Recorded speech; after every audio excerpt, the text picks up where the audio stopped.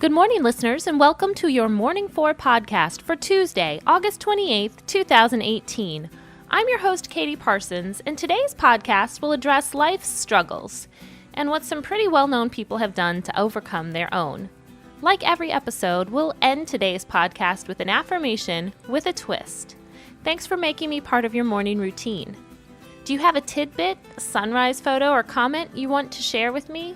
Email me at contact@morning4.com.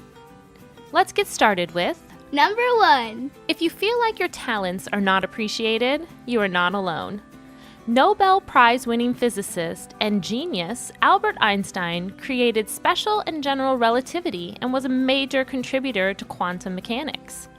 But as a young man, he couldn't find a job in physics for 2 full years after college graduation.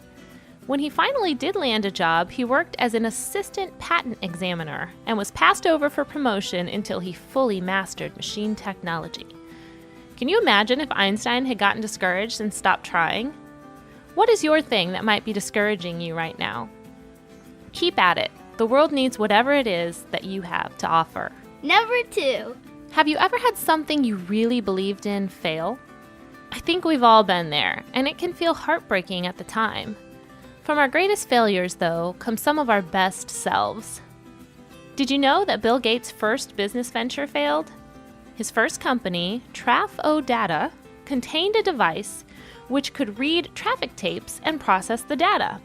However, he could never get it to work correctly, and when he tried to sell it to investors, it didn't work right. He and business partner Paul Allen didn't get discouraged, though, using a lot of what they learned about the data and technology to create Microsoft's first product a few years later. How can you turn your latest miss into a hit, or at the very least, a life lesson? Number 3. Best-selling British author of all time, J.K. Rowling, lived some tumultuous years while she was writing the Harry Potter series. She had a tough life as a teen, following her mother's diagnosis with multiple sclerosis. Her mother died a few months after Rowling started writing Harry Potter as an adult, influencing much of the book's themes on death. Rowling was a single mother, even living on welfare for a period of time as she completed those books.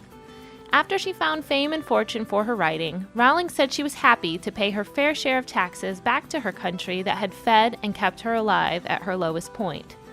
She is also involved in many charitable organizations, giving back a lot of what she earns. How can you pay forward a kindness, big or small, today?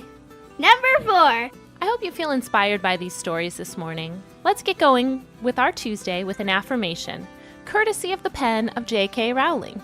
Repeat after me. Working hard is important, but there is something that matters more. Believing in yourself. That's our podcast for today. Head over to morning4.com to see today's video pick. Have an awesome Tuesday, and I'll see you back here again tomorrow.